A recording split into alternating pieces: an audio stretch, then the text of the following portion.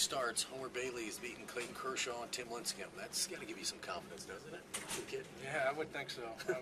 And you know what, Homer's when he's on, he's as good as anybody. And today he wasn't that crisp. You know, we were able to score those runs early, and they just kept the Giants just kept battling. You know, they did a really nice job for a team that's really aggressive, first ball, fastball aggressive.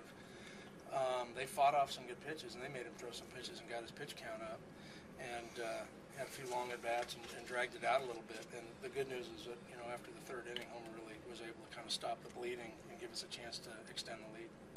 You always talk about Billy doesn't have to just steal bases. His speed makes people make mistakes, and that in Lincecum had him picked off, and he just threw it away. Yeah, I mean, that's what happens. You know that not only did they have him leaning, but they had also get rid of the ball in a hurry or try to round him up. There's a couple of decisions to make in that situation, and speed will force you to make decisions sooner than you'd like to. Catchers having to throw from their knees to try to get the ball out and on its way, and it just creates havoc. You always love having the speed because it creates a lot of problems. And obviously tonight that was something in your game plan to run against these guys?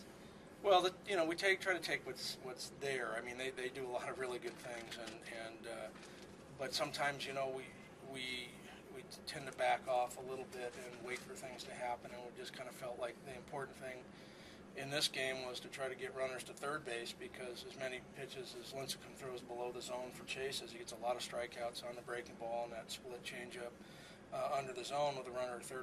Felt like maybe that would take away some of those pitches or ability to really go under the zone as much. And so we just tried to push the envelope a little bit. Numbers, this is a numbers game. Jay got his 500th RBI today for a kid his age. That's a pretty big feat.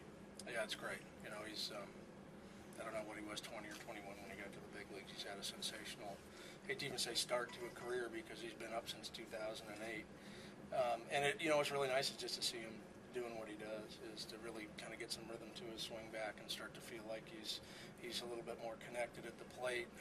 He always brings good energy and great defense, and it was just really good to see him get a couple hits tonight, because I know that was a little bit of relief for him, I'm sure. Do you think there's a light at the end of the tunnel with him, because his best ball he hit was actually an out, the line drive?